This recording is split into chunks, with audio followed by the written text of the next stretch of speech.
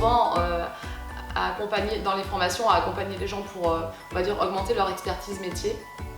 Nous, chez LVDH, notre parcours de formation, il est tout autant dédié à augmenter l'impact du projet, augmenter la qualité du projet, mais on s'occupe aussi de l'homme qui est derrière aux manettes de ce projet.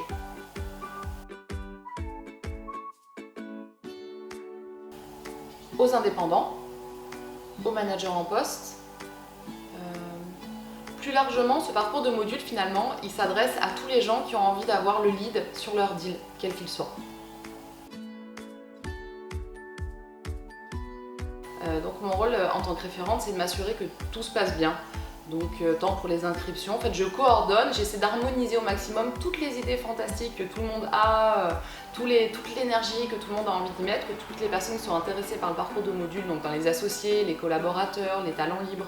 Eh bien, moi mon rôle c'est d'essayer de tout harmoniser pour qu'on puisse vraiment maintenir l'impact sur lequel on s'est engagé.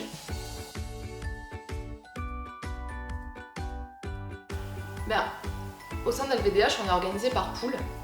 Donc moi je fais partie de ce qu'on appelle la pool événement. Donc dans la pool événement, il se passe plein de choses. On s'occupe de tout ce qui concerne les événements d'LVDH. Et dans ces événements, il y a une partie qui s'appelle les parcours de modules. Étant que c'est un sujet qui me tient particulièrement à cœur puisque pour le coup c'est ma spécialité en tant que consultante, de fabriquer des formations. Donc j'ai souhaité qu'à travers ces formations, voilà, on puisse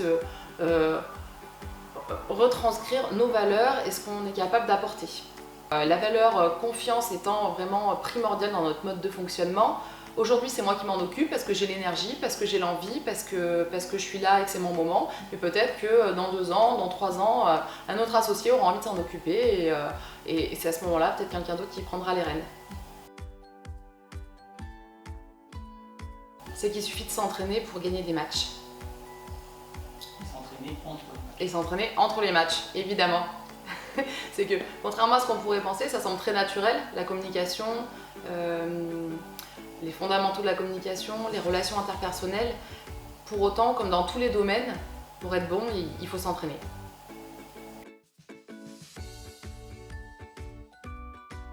Parce que sans maîtrise, la puissance n'est rien.